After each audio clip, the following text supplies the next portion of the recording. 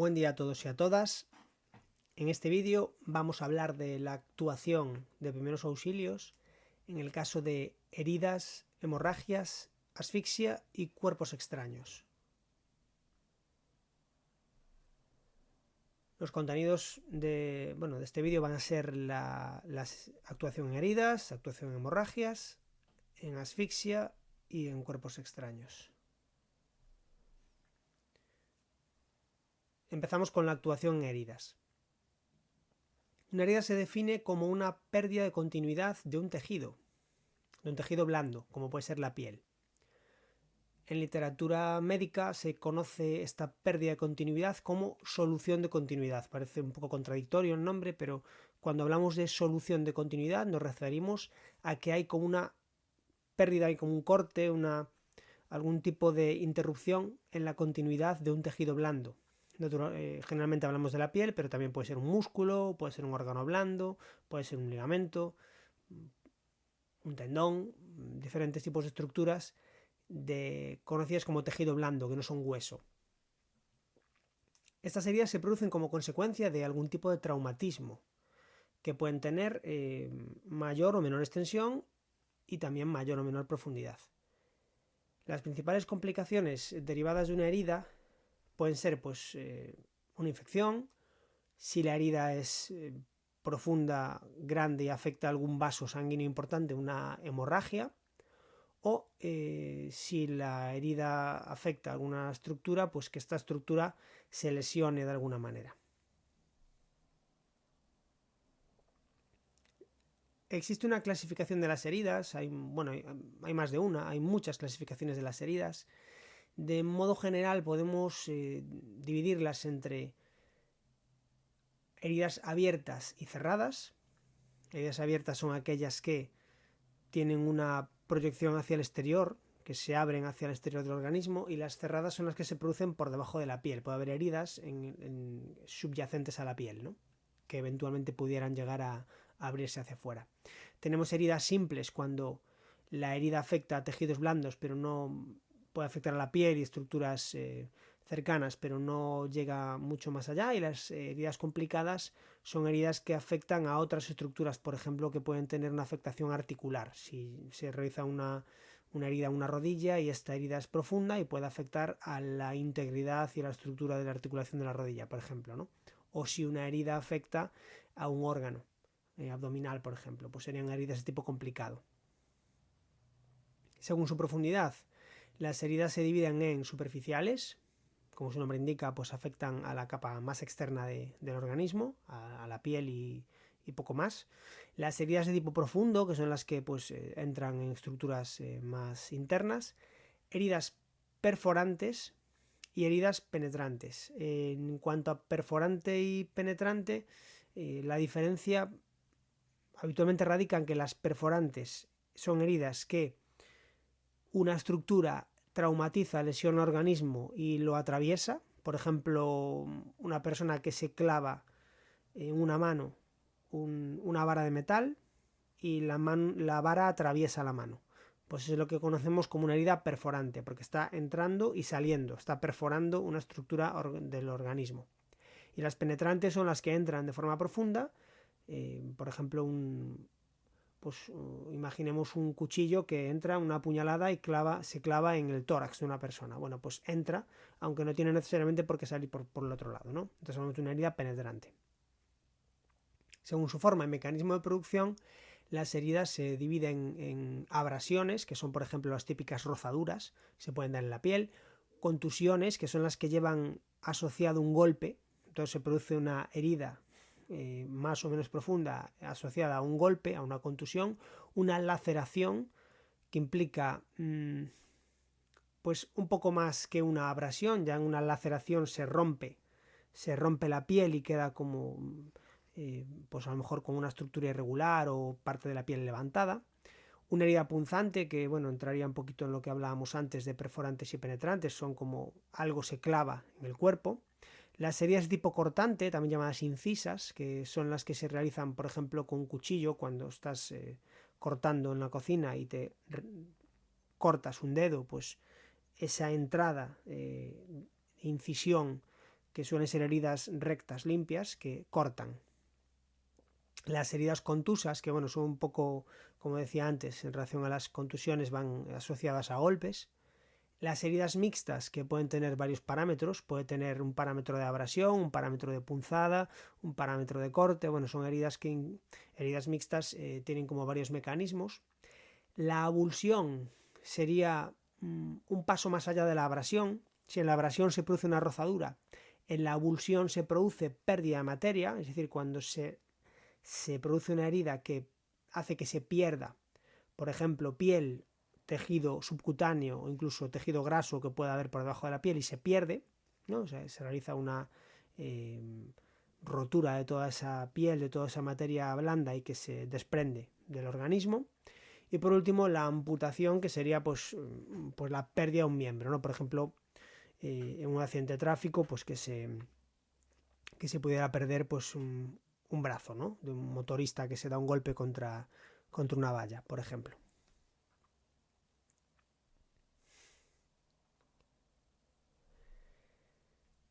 La evaluación de la carrera de las heridas pasa por ver 4 parámetros normalmente. Se ve un poco su extensión, se ve su profundidad, se analiza también la localización, porque es un parámetro importante, y la contaminación, de si la herida está más limpia o más sucia. La actuación en el caso de heridas, en todos los casos siempre hay que proteger a todas las personas implicadas, evaluar la herida y sus posibles complicaciones. Veremos ahora un poco cómo se hace esto. En las heridas leves, la actuación normal es, por un lado, detener la hemorragia, aunque en muchas ocasiones esta es poco importante en heridas leves. Lavar con agua potable, es muy importante esto de que se utilice agua potable. El agua clorada del grifo es un recurso excelente para lavar una herida. Desde el centro hacia el exterior. Es posible utilizar jabón para lavar esta herida, siempre y cuando utilicemos jabón de tipo neutro, jabón de glicerina, un jabón con pH neutro, que no tenga aromas, que no tenga colorantes, que no tenga algún tipo de sustancia que pudiera resultar irritante para la herida, para la piel. Y al mismo tiempo intentamos eliminar los posibles cuerpos extraños. A veces es interesante el mismo chorro de agua, con la presión, si lo dejamos caer sobre el centro de la herida, la misma presión del agua y este arrastre permite limpiar de manera bastante efectiva la herida desde el centro hacia el exterior. En ocasiones podemos aplicar un producto antiséptico, que de preferencia sería mejor utilizar clorexidina, y lo que dicen las guías de práctica clínica al respecto es que las heridas curan mejor cuando están cubiertas. Hay una especie de leyenda urbana que dice que las heridas curan mejor cuando están al aire. Esto no hay evidencia científica que lo respalde, sino que lo mejor es cubrir una herida leve. Aunque sea leve, cubrirla. ¿Por qué? Porque cuando la herida está al aire, lo habitual es que se contamine, que se manche, y esa contaminación, ese manchado con productos que van depositándose en la herida, especialmente si la herida está en una zona que entra en contacto pues con la ropa, pues con las manos que andan tocando continuamente cosas, lo habitual es que la herida se contamine más de lo necesario y que eventualmente se pueda llegar a infectar. Otra cosa es que la herida sea muy leve, muy pequeña, y que no esté situada en un lugar de especial contaminación, entonces se puede dejar al aire. Pero lo ideal y la norma general, lo que nos marcan las guías de actuación, es colocar siempre un apósito, una tirita grande, un apósito, de tipo estéril, o lo más limpio posible, para cubrir esa herida. En el caso de heridas graves, lo indicado es acudir a una valoración médica. En el caso de necesidad se puede avisar a los servicios de emergencia sanitaria para que valoren la posibilidad de realizar un traslado a un centro hospitalario.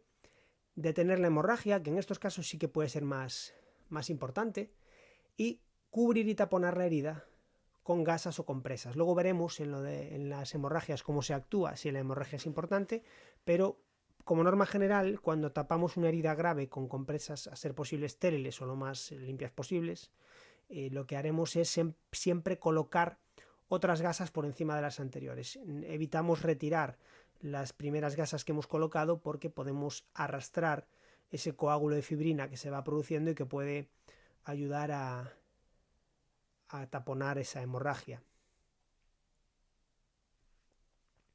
Cosas que hay que evitar cuando nos encontramos delante de una herida.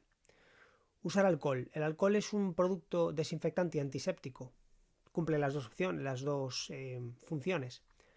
Muy efectivo, pero no está indicado en heridas.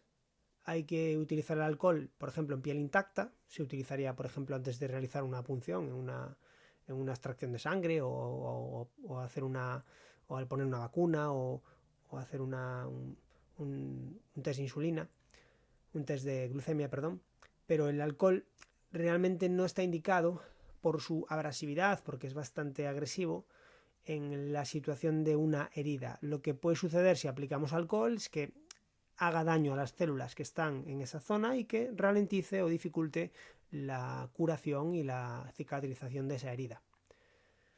Esto no aplicaría en heridas muy superficiales y heridas muy pequeñas. Ahí si no tenemos otra cosa podemos aplicar alcohol, pero tampoco es algo que marcase mucho la diferencia. En heridas de un poco más de entidad, evidentemente el alcohol tenemos que evitarlo y decantarnos por otro tipo de antisépticos, como podría ser la clorhexidina, que es mucho más respetuosa y mucho menos irritante para las células. No debemos utilizar algodón ni tejidos que desprendan fibras. Lo mejor es utilizar gasas. Las gasas estériles que vienen empaquetadas en paquetes normalmente de 10 gasas son muy útiles porque además de ser estériles no desprenden materia, no quedan fibras ahí depositadas en la herida que luego puedan contaminar o dificultar esa cicatrización. Tampoco se deben aplicar pomadas a no ser que esté indicada por algún facultativo, que nos podría eventualmente indicar una pomada, por ejemplo, antibacteriana, una pomada antibiótica. Solamente lo haríamos en casos donde lo indica un médico. Tampoco debemos retirar los apósitos de manera brusca, porque podemos arrancar parte del coágulo de fibrina que está cortando esa hemorragia y también podemos dificultar la organización de unos tejidos de granulación que lo que están haciendo es curar esa herida, cicatrizarla.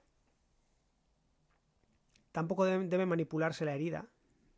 Ante la duda, no manipularla, tocarla lo menos posible. Y retirar los cuerpos extraños que estén enclavados. Si nos encontramos en alguna herida que tiene, por ejemplo, cristales clavados o que tiene algún otro tipo de material clavado, solamente lo retiraremos cuando lo veamos muy claro y estén realmente desprendidos. Si el cuerpo extraño está muy clavado, incluso a nivel profundo, es mejor no retirarlo de manera casera, sino que es mejor acudir a un centro médico en el que nos lo podrán retirar con todas las garantías y con seguridad.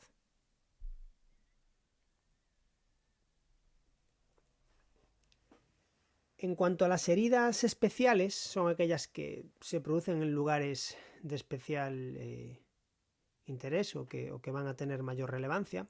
La actuación puede variar un poco, ¿no? Por ejemplo, en el caso de una herida en el tórax, hay que tener en cuenta que una herida en el tórax puede afectar significativamente a la función respiratoria, que es una función básica para la vida. Las posibles complicaciones que podemos encontrar en una herida torácica pueden ser fracturas de las costillas, en caso de imaginemos un accidente de tráfico, una caída desde una altura considerable, el neumotórax, que sería la acumulación de aire entre las capas de la pleura, lo que va a ser un problema para la función respiratoria, afectación de los propios pulmones, etcétera, ¿no? Debemos cubrir la herida con un apósito de material impermeable, plástico, papel de aluminio, etcétera, algún apósito que no permita el paso del aire ni de los líquidos, y sellamos con esparadrapo o con cinta lo más estanca posible 3 lados de esta herida, de este apósito, perdón. Sellaremos 3 lados. Dejamos un lado libre. Si la herida, si es no absorbe o sopla aire. Tenemos que tener en cuenta que esta herida puede estar conectada a la cavidad pleural o incluso a la zona pulmonar. Si no hay una entrada y salida de aire, si este apósito que hemos dejado libre por un lado no silba, no vemos que entre salga aire, lo podemos cubrir por completo, podemos tapar ese lado. En el caso de que sí se presente succión, este lado debe dejarse abierto para permitir la entrada y salida de aire. Otra cosa que tenemos que hacer en una herida en tórax es permanecer atentos a las constantes vitales. Y para facilitar la función respiratoria, lo que debemos hacer es dejar a la persona semisentada y o apoyada sobre el costado lesionado. Normalmente en posición semisentada, en posición de Fowler, incluso en posición de Fowler alta, las personas respiran con más facilidad porque en decúbito supino plano lo que va a suceder es que las vísceras abdominales caen hacia arriba y aprietan a la parte baja de los pulmones y eso dificulta la respiración, mientras que en posición semisentada lo que vamos a tener es que descargamos esa presión hacia abajo y favorecemos la movilidad del tórax. Otra posibilidad también puede ayudar es apoyarse sobre el costado lesionado en decúbito lateral, lo que también normalmente lo que va a hacer es bloquear ese hemitórax y favorecer la movilidad del otro, con lo cual suele mejorar la función respiratoria. Habrá que ver en cada caso cuál es la posición más adecuada. Y muy importante, si vemos que hay una herida torácica con afectación pulmonar, por supuesto avisar cuanto antes a los servicios de emergencia sanitaria para que valoren la posibilidad de realizar una atención in situ y por supuesto una derivación a un centro hospitalario. Otro tipo de zona donde las heridas son de especial relevancia es en el abdomen. Posibles complicaciones que se pueden dar: una hemorragia interna, pues porque por ejemplo se afecte a un vaso o a un órgano del interior del abdomen que es sangre y se produce una hemorragia interna, que como veremos son peligrosas, que exista algún tipo de lesión orgánica o salida del contenido abdominal, que se proyecte hacia afuera, por ejemplo, parte del intestino o parte de alguna víscera, ¿no? Lo cual también es es una complicación muy importante. Debe cubrirse la herida con un apósito estéril, preferentemente humedecido, o en su defecto un paño lo más limpio posible, humedecido también, ¿vale? Para que no se produzcan adherencias entre el apósito, el paño que está cubriendo la herida y estructuras internas al abdomen. Deben controlarse las constantes vitales de la víctima mientras permanece en decúbito supino, a ser posible con las piernas flexionadas. Esa posición de decúbito supino con piernas flexionadas libera o de alguna manera disminuye la presión, la tensión en la zona abdominal y suele ser un poco más tolerada por la víctima cuando tiene una lesión al abdomen. En el caso de que exista una proyección hacia afuera de vísceras, nunca se debe intentar reintroducir, sino que es mejor dejarlas como están y cubrirlas, taparlas con ese trapo húmedo, con esos apósitos, para intentar evitar que se contaminen, que se produzca una contaminación. Y aquí sí que muy relevante, como decíamos antes, avisar a los SES, a los servicios de emergencia sanitaria.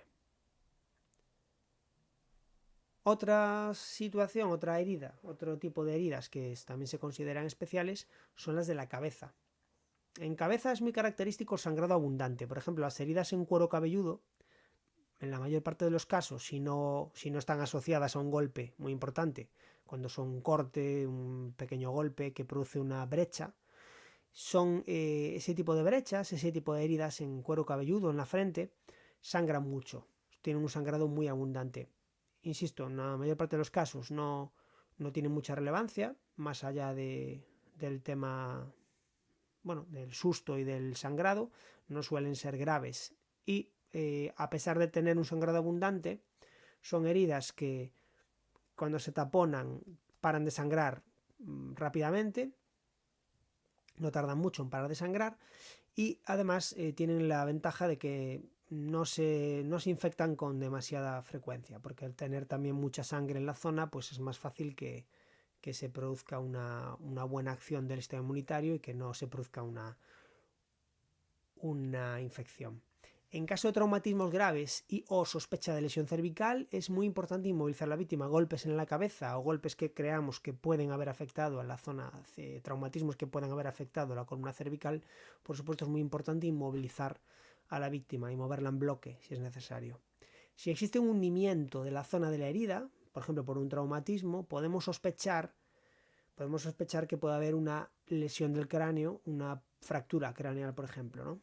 Entonces, en esos casos, a la hora de cubrir y manejar esa herida, no debemos hacer presión. Hay que intentar mantener el apósito pegado a la zona, pero no presionar para tratar de controlar la hemorragia, si esto es posible, porque podemos dañar más la zona de la fractura.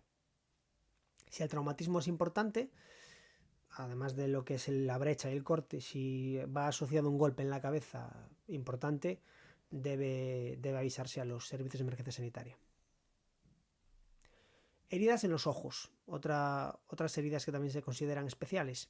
Si existen cuerpos extraños no enclavados, es muy importante hacer esta puntualización, puede intentar hacerse una limpieza con un arrastre por un chorro de agua potable. Es decir, el chorro de agua sobre el ojo puede ser muy útil para eliminar toda aquella suciedad y aquellos cuerpos extraños que pudieran quedar enclavados no enclavados, que pudieran quedar en la zona, pero que se desprendan con el propio arrastre del agua.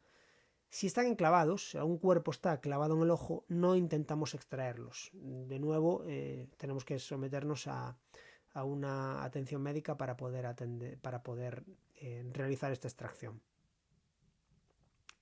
El ojo afectado tiene que cubrirse con un apósito, como si fuera un parche en el ojo, pero al realizarse un movimiento de los ojos de manera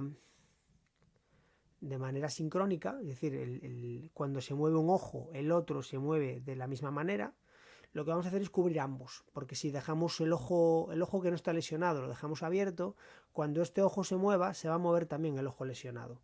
Y el movimiento de un ojo que, por ejemplo, tiene una herida o tiene algún objeto enclavado, pues va a ser, aparte de doloroso, puede ser más lesivo, con lo cual una medida que se puede tomar es tapar ambos ojos, para que no se agrave la herida del ojo lesionado.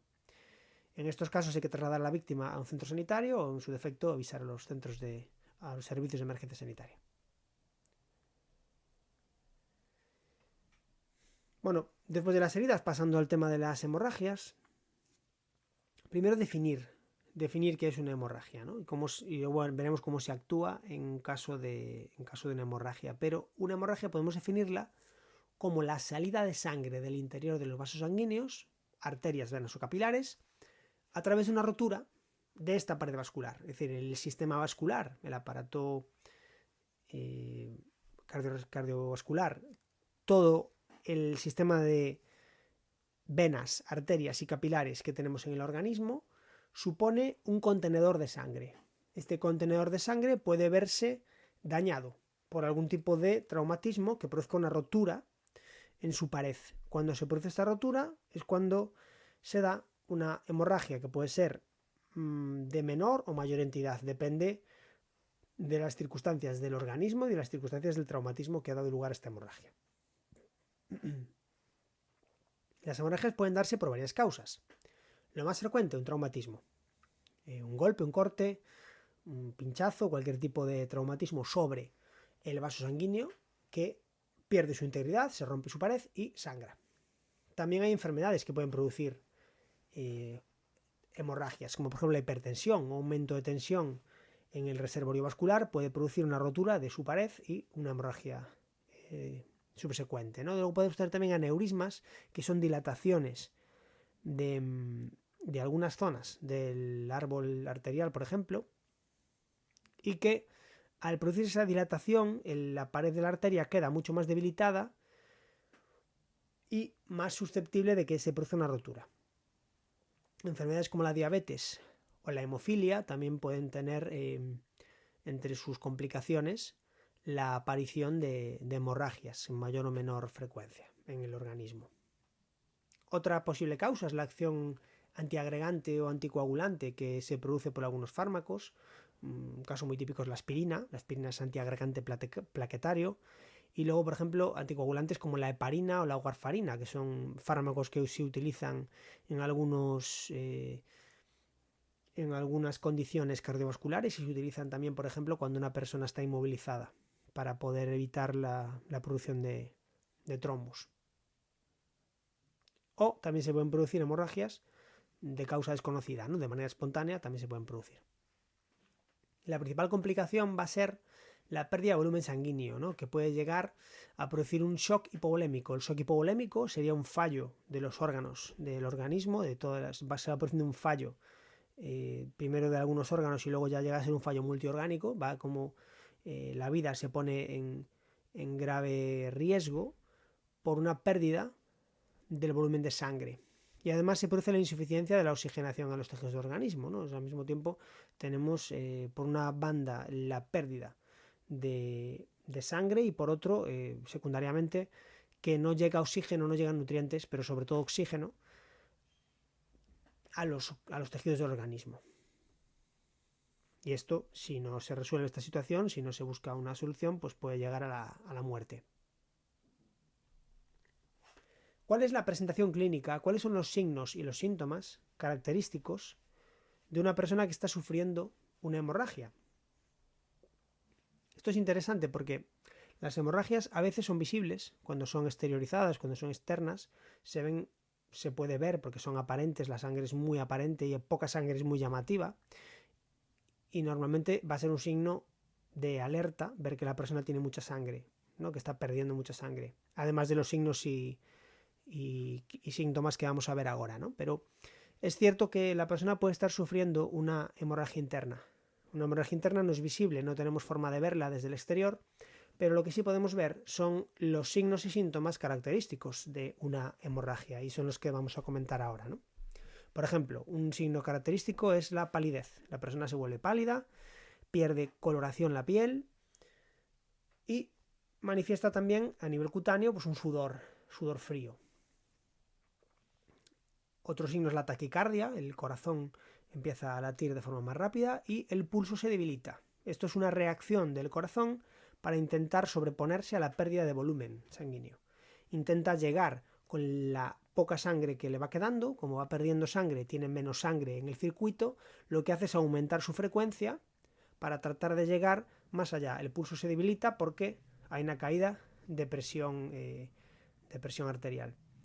Se altera a nivel de consciencia, la persona puede tener mareo, puede tener confusión, pierde un poco el control de la sensación, se produce debilidad, taquipnea, que es un aumento de la frecuencia respiratoria, esta hipotensión, como decíamos antes, por la pérdida de líquido dentro del reservorio vascular, dolor abdominal y o torácico, también es un síntoma que se puede dar, y cefalea, dolor de cabeza.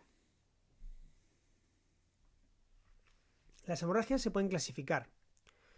Según el vaso sanguíneo lesionado tenemos, por ejemplo, hemorragias de tipo arterial, hemorragias de tipo venosa o hemorragias de tipo capilar. Las hemorragias de tipo arterial, cuando una arteria sangra, la hemorragia va a ser característica. Si esta es externa, si es hacia el exterior, lo que vamos a ver es que la sangre tiene una coloración más viva, un rojo vivo, un rojo más claro. No es un color oscuro, es un color rojo vivo. Y además la arteria tiene la característica de que recibe de forma más directa las contracciones del corazón, la sístole. Entonces se produce un sangrado que se manifiesta como a borbotones, especialmente cuando la arteria tiene un gran calibre. Cuando son arterias grandes, lo que nos vamos a encontrar es que la sangre sale como en pulsos, como a borbotones. La sangre venosa, por su parte, es una sangre que cuando se puede ver, cuando se ve en una hemorragia externa, lo que vamos a ver es una sangre de color más oscuro, de un color más rojo oscuro, ¿no? Esto es así porque en las arterias la sangre está oxigenada, entonces la hemoglobina tiene un color más claro cuando está oxigenada, y cuando la sangre está cargada de CO2 y está desoxigenada, la hemoglobina tiene un color más oscuro. Y por eso vemos la sangre venosa que retorna al corazón para volver a los pulmones y oxigenarse. Lo que vemos es una sangre de color más oscuro. Y en las venas no se produce un sangrado por botones, es un sangrado de carácter más constante, no tiene esos cambios de presión que puede tener una arteria. El sangrado capilar, por su parte, nos da un sangrado un sangrado de tipo babeante, ¿no? Como que va muy despacito, se produce como una aparición de puntos de sangrado pequeños en los capilares y esto se va produciendo como una especie de película que sangra poco a poco. Es un sangrado que se llama en sábana. No es como el arterial y el venoso, que es como más directo, ¿no? El capilar es más lento y nos da pues un sangrado que se denomina en sábana. Según el lugar en donde se vierte la sangre, tenemos hemorragias de tipo externo, que son aquellas hemorragias en las que la rotura, el traumatismo hace que la sangre se vierta directamente al exterior, por ejemplo con un corte o con una herida incisa, algo que se nos clava y sangra, o sea, se produce un sangrado directamente al exterior. Luego estaría la hemorragia de tipo exteriorizada, que es una hemorragia interna que se da en el interior del organismo, pero que la sangre se vehiculiza hacia el exterior del organismo a través de un orificio, como puede ser a través del oído, a través de la nariz, a través de la boca, a través del recto, de la vagina, o sea, de cualquier orificio natural, vehiculiza la sangre hacia afuera, pero ese sangrado se produce en el interior del organismo, es un sangrado interno, es una hemorragia interna.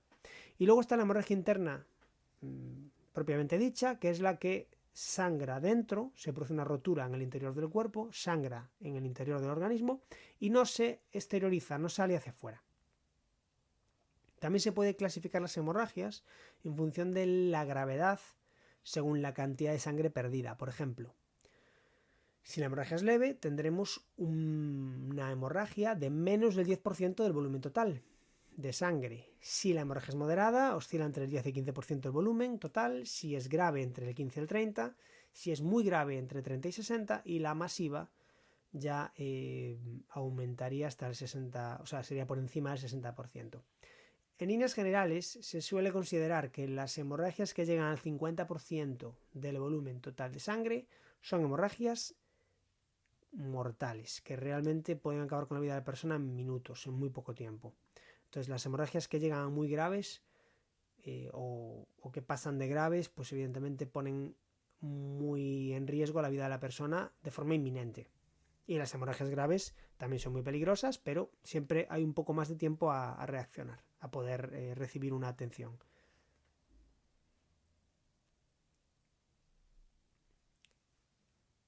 ¿Cómo se actúa en caso de hemorragia? En una hemorragia externa, que es la hemorragia, como decía, que la sangre es evidente porque sale de un corte, de un traumatismo que se puede percibir y se ve claramente, la primera medida siempre a aplicar es tapar y hacer presión.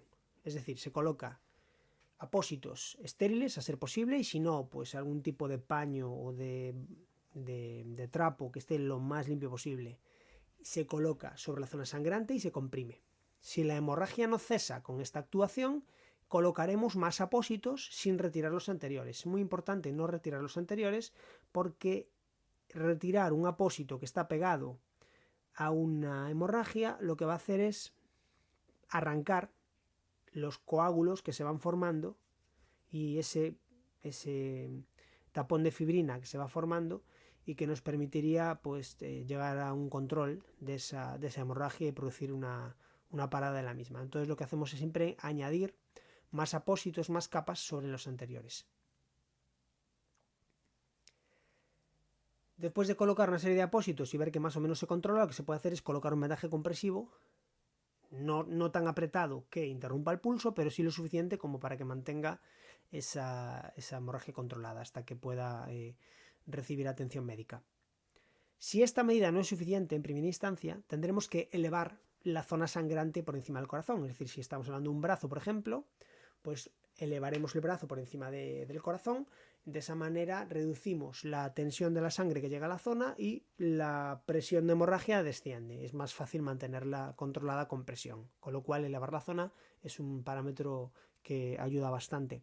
Si la hemorragia es en una pierna, pues lo que tenemos que hacer es tumbar a la víctima y levantar la pierna por encima del corazón. Si no es suficiente con las dos medidas anteriores, tenemos que comprimir ya no solamente la zona de la hemorragia, sino también la arteria que lleva sangre a la zona lesionada. Luego veremos algún ejemplo de esto. Y si todo lo anterior fracasa y la vida de la persona está en grave riesgo, se aplica un torniquete. El torniquete, bueno, habitualmente se comentaba en los manuales de primeros auxilios y en los textos médicos, siempre se consideraba que el torniquete era una medida de último recurso, una medida desesperada para intentar salvar la vida a una persona que estaba en grave riesgo, ¿no? Y ejemplos: amputación traumática con hemorragia masiva, aplastamiento de un miembro antes de liberarlo, ¿no? Porque cuando un miembro está aplastado mucho tiempo y se descomprime, se pueden producir el retorno venoso de una serie de moléculas, de sustancias que pueden ser muy dañinas para el organismo, o casos de hemorragia masiva que no puede ser detenida con otros métodos, ¿no? Lo que ha cambiado en los últimos años, recientemente, desde una serie de conflictos bélicos que se han ido produciendo y estudios científicos al respecto que se han llevado a cabo en esto, como digo, en escenarios bélicos y situaciones donde no hay una atención sanitaria inmediata para lesiones y hemorragias graves, lo que se ha visto es que el torniquete es una medida muy segura que se puede aplicar si está bien aplicada, siempre que la técnica y el material con el que se aplica sea el adecuado. El torniquete es una medida que salva vidas y que no produce, en la mayor parte de los casos, no produce daños a largo plazo.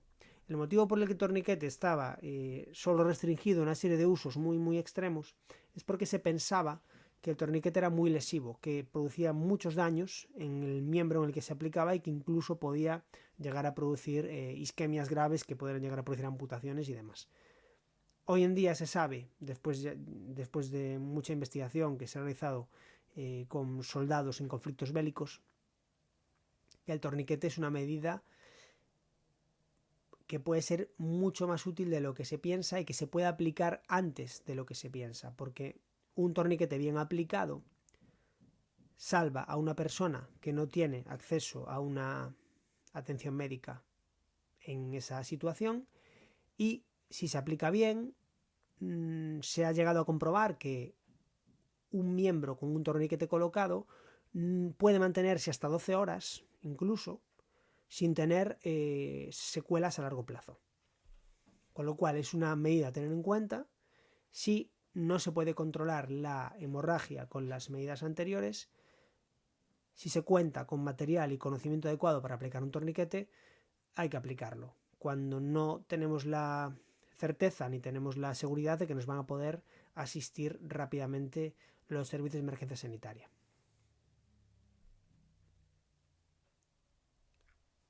Aquí vemos los puntos de presión, que era el tercer punto de actuación de los que vimos antes. Y poner un ejemplo, por ejemplo, una herida en la cara por debajo del ojo, pues hay que comprimir en esa zona donde se ve el dibujo, ¿no? Si la herida es en el brazo o en el hombro, pues se comprime en la zona subclavia. Si la herida es en el codo o el antebrazo, se comprime por la arteria humeral, por debajo del bíceps.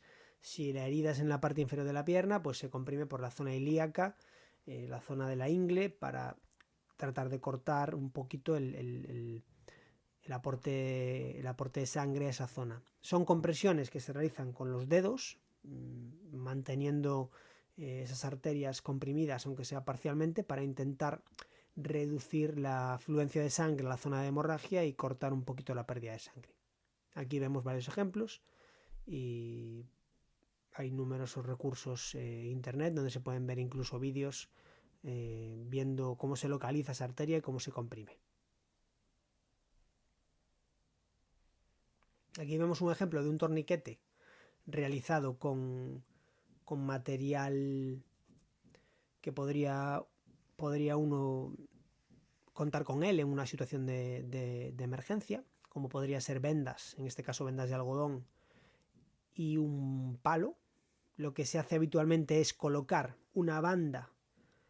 Bueno, si el punto de hemorragia, en este caso, es el que vemos ahí manchado de sangre. El torniquete se tiene que colocar cerca de ese punto de hemorragia, pero por la parte proximal, es decir, hacia el centro del cuerpo. Se colocaría venda o algún tipo de tejido ancho, con una anchura de mínimo unos 10 centímetros, debería ser, ¿no? Una anchura considerable, para que al apretar no se clave, no haga como una cuchilla y se forme como una especie de... que se clave de forma muy, muy aguda, ¿no? Buscamos que tenga un poquito de ancho, los 10 centímetros sería una buena anchura, damos unas cuantas vueltas, lo que hacemos es un primer nudo. Una vez que hemos hecho ese primer nudo, apretando bien esta primera venda, vamos a meter un palo que tenga fuerza, que sea resistente. No se puede utilizar para esto un bolígrafo. Los bolígrafos de plástico no aguantan los giros que hay que dar a un torniquete. Tiene que ser algo un poco más fuerte. No vale un lápiz, no vale un bolígrafo. Buscamos un palo o algún tipo de material que sea duro, no demasiado grande, duro y que aguante, que tolere la fuerza que vamos a tener que hacer. Después de colocar ese palo hacemos un segundo nudo por encima y bien firme para que el nudo no se deshaga. Y lo que tenemos que hacer ahora es ir dando vueltas a ese palo para que el vendaje, el torniquete se vaya apretando. Tenemos que ir apretando hasta el punto en el que la hemorragia cesa, en el que la hemorragia se corta. Ni más ni menos. Tenemos que quedarnos en ese punto. En un punto que la hemorragia se corta, paramos de girar. Y ahí fijamos la posición de la vara de madera, del trozo del material que hemos utilizado rígido para hacer los giros, y lo mantenemos de esa forma.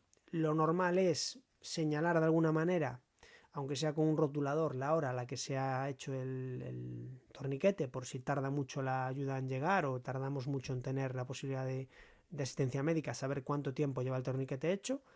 Y lo interesante es que la evidencia científica dice ahora que los torniquetes no se tienen que soltar. Antiguamente se decía que cada 5 o 8 minutos se soltaba un poquito, se volvía a cerrar. Eso ha cambiado, ya no se recomienda hacerlo de esa manera, sino que el torniquete se queda fijo siempre y cuando esté bien colocado y con la técnica y material adecuados.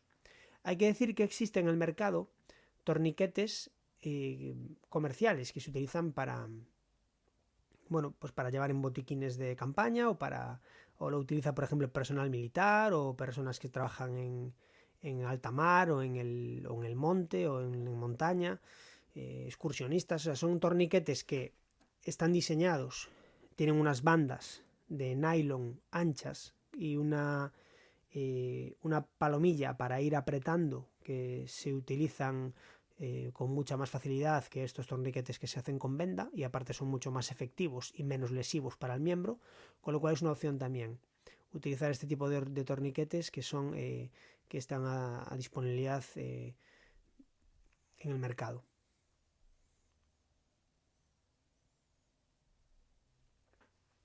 En el caso de una hemorragia interna, la actuación es un poco diferente. Habíamos dicho que la hemorragia interna tiene la particularidad de que no es perceptible, no es visible. No podemos estar seguros de que una persona tiene una hemorragia interna únicamente si lo sospechamos por los signos y síntomas que vimos anteriormente.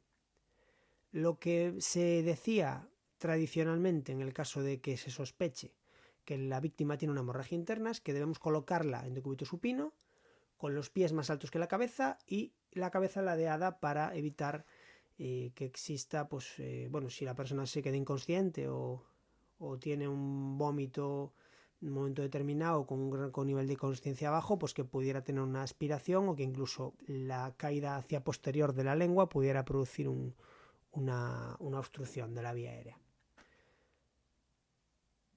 Hay que decir que en los últimos años ha habido también cambios a este respecto.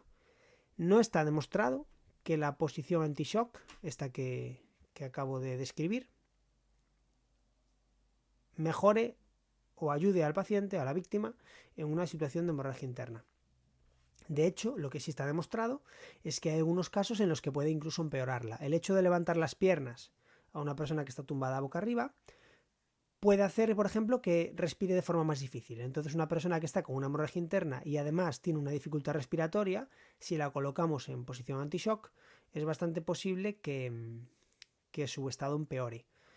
Y además también, si la persona tiene algún problema cardíaco, como una insuficiencia cardíaca, pues el hecho de aumentar el retorno venoso hacia el corazón puede también sobrecargar un aparato cardiovascular que ya de por sí está sobrecargado porque está sufriendo una hemorragia y ya está teniendo que hacer un gasto cardíaco superior al que tendría que hacer en circunstancias normales. Con lo cual, la posición anti-shock no es la posición de uso en el caso de una hemorragia interna, porque la evidencia en los últimos años ha cambiado, ¿no? Y aunque aparece tanto aquí en esta presentación como en muchos manuales de primeros auxilios, la verdad es que ya es una posición que no se utiliza en la práctica clínica para casos de hipovolemia por hemorragia, y lo que se está utilizando es generalmente, si no hay nada que lo contraindique, pues un decúbito supino normal, y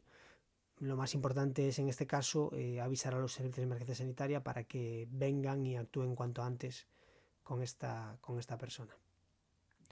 Es interesante en estos casos, aquí sí que no ha habido cambios y creo que se mantiene este tipo de actuaciones, que sea no dar bebida a la víctima y aflojarle toda la ropa o aquellos aditamentos que le puedan comprimir y cubrirla para evitar que pierda calor, porque sí que hay que tener en cuenta que las personas que están en hipovolemia, están perdiendo sangre, van a tener un descenso de la temperatura corporal, precisamente porque la sangre cumple una función en la termorregulación del cuerpo, que es dirigir o repartir el calor del cuerpo y mantenerlo.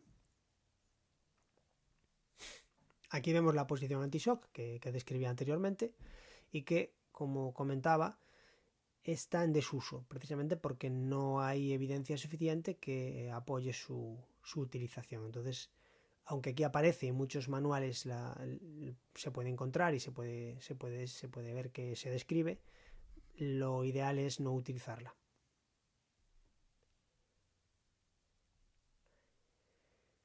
En casos de hemorragia exteriorizada, también hay algunas actuaciones que son un poco diferentes a las anteriores que pasamos a comentar. En caso de hemorragia por nariz, sangrado por la nariz, que se denomina epístasis, lo ideal es sentar a la víctima con la cabeza inclinada hacia adelante.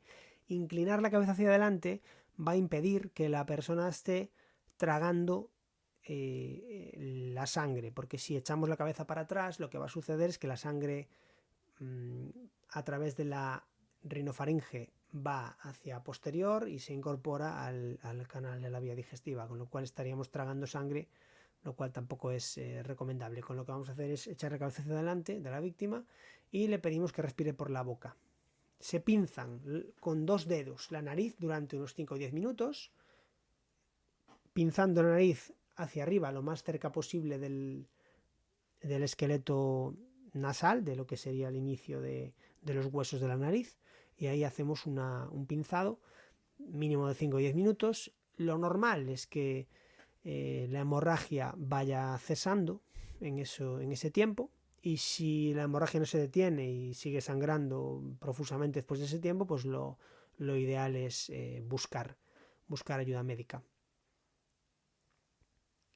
En caso de un sangrado por el oído, lo que se conoce como otorragia, está indicado no taponar el oído. No es bueno taponar el oído porque el acúmulo de sangre en la zona del oído interno, oído medio, puede producir lesiones en las estructuras del oído.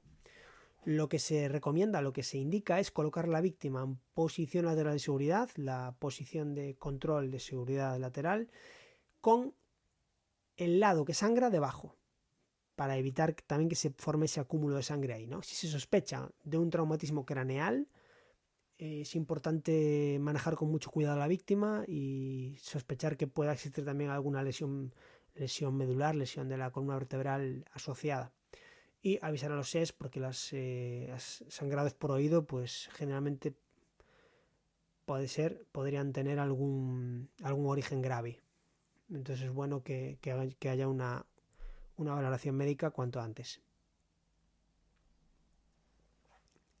Otro tipo de hemorragia exteriorizada sería la hematemesis y la hemoptisis. Estas dos tienen en común que es un sangrado por la boca. En el caso de la hematemesis, es un sangrado por la boca procedente del aparato digestivo. Puede ir asociado a un vómito. Se produce un vómito que puede llevar o no contenido gástrico, alimentos parcialmente digeridos que salgan con un vómito acompañados de sangre, de pozos, coágulos de sangre, o puede ser un vómito, una regurgitación de sangre, exclusivamente de sangre, ¿no? En estos casos se coloca a la víctima en posición lateral de seguridad o en decúbito supino con piernas flexionadas, se vigila la aparición de signos de shock y se avisa a los servicios de emergencia sanitaria. La hemoptisis también es un sangrado por boca que procede en este caso del aparato respiratorio. En este caso no va asociado a un vómito, sino que va asociado normalmente a la tos. La persona tose, tiene un absceso de tos fuerte, rápido, y se produce una expulsión de sangre por la boca. Lo que hay que hacer en estos casos es colocar a la víctima en posición de decúbito supino semisentado si el sangrado es importante y vigilar la aparición de signos de shock, como hacíamos en el caso anterior, avisar a los SES igualmente. Tanto una como otra situación suelen hacer referencia a situaciones graves. Tanto la hematemesis como la hemoptisis son sangrados, por un lado del aparato digestivo y por otro del aparato respiratorio, que suelen estar asociados a procesos graves. Sin embargo, de los dos, el que quizá tenga una mayor urgencia, o incluso podemos estar hablando de emergencia, que necesita una atención médica mucho más inminente y mucho más rápida, quizás sea la hematemesis, porque los sangrados de la porción alta del aparato digestivo pueden o a veces van asociados a hemorragias muy importantes. Y esto hay que controlarlo y hay que tratarlo inmediatamente, porque puede ser una hemorragia muy, muy importante que ponga en riesgo incluso la vida de la persona.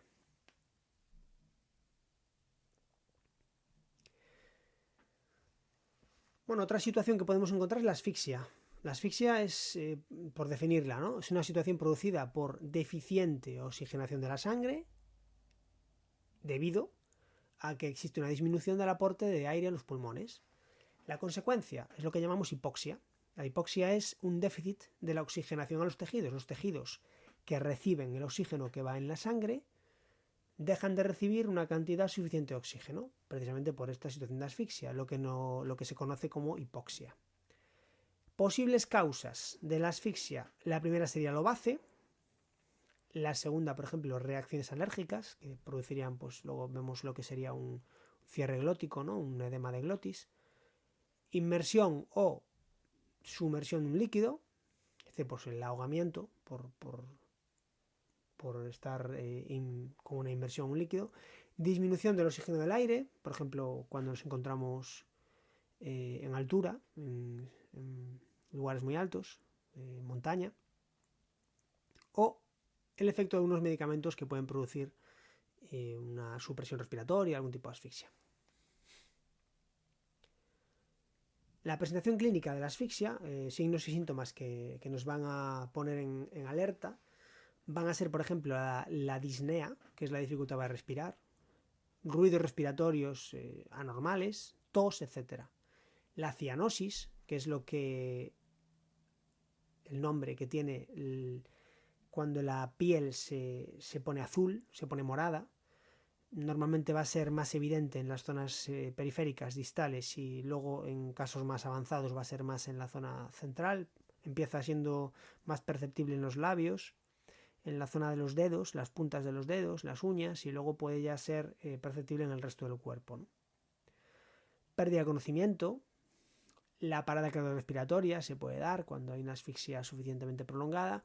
El aumento del esfuerzo respiratorio a través de tiraje, lo que definíamos antes como disnea también. Y en algunos casos la víctima se agarra el cuello, sobre todo cuando hay una obstrucción así aguda por un cuerpo extraño.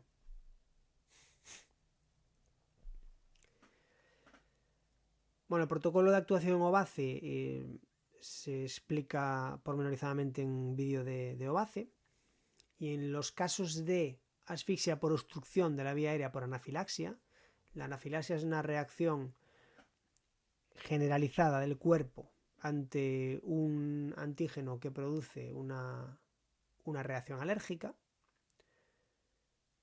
pues una de las cosas que puede suceder en un shock anafiláctico, en una anafilaxia general en el organismo, es el edema glótico. Es que la zona de la glotis, por donde pasa el aire a la vía aérea, y es una zona pues, que está ubicada eso en el paso de la faringe a la laringe, la zona donde se bifurca el aparato digestivo y el aparato respiratorio, esa glotis puede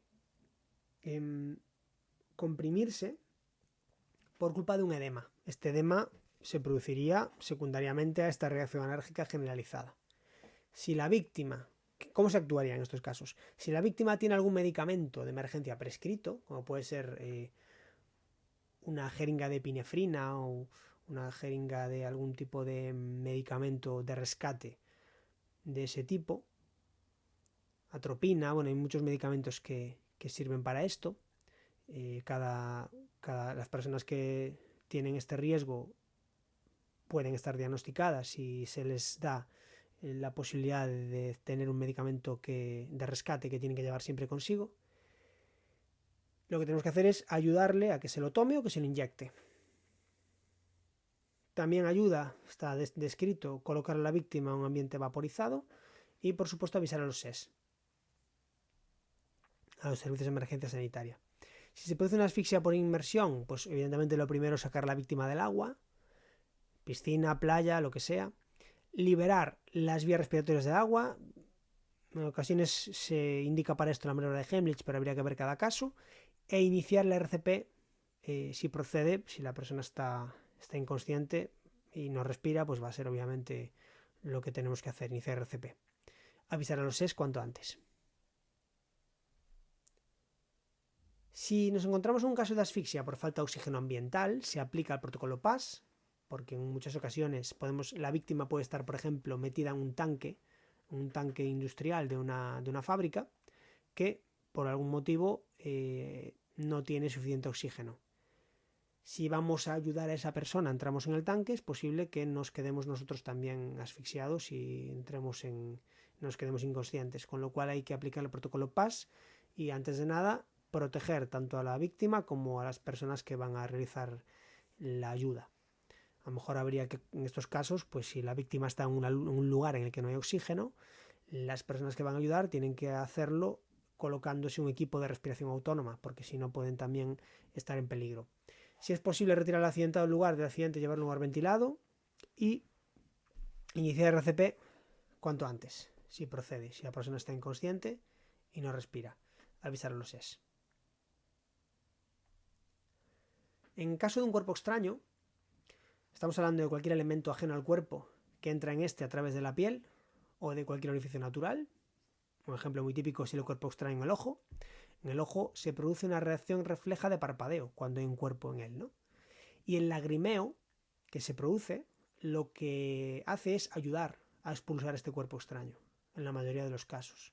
Si lo anterior no es suficiente, si el parpadeo y el lagrimeo no son suficientes para eliminar el cuerpo extraño, hay que evitar algunas actuaciones e intentar hacer otras. Hay que evitar, por ejemplo, frotar el ojo. Frotar el ojo puede ser contraproducente porque arrastramos o comprimimos el cuerpo extraño contra la córnea y podemos producir lesión en el ojo.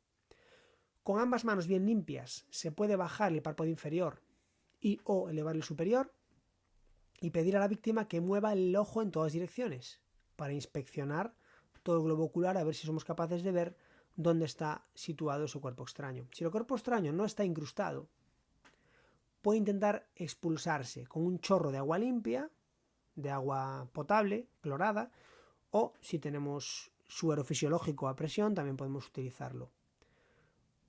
Incluso también se podría utilizar, siempre que este cuerpo no esté incrustado, la punta de una gasa humedecida en suero fisiológico o en agua potable. Si el cuerpo extraño está incrustado, no debe intentar extraerse, sino que debe cubrirse el ojo con una gasa sin presionar y se busca ayuda médica. Aquí en este caso sería interesante cubrir ambos ojos, porque el ojo que está sano, el que no tiene un cuerpo extraño, al moverse hace que el otro ojo se mueva. Por lo tanto, es interesante Si queremos mantener el confort y evitar que se produzca más lesión, tapar los dos ojos.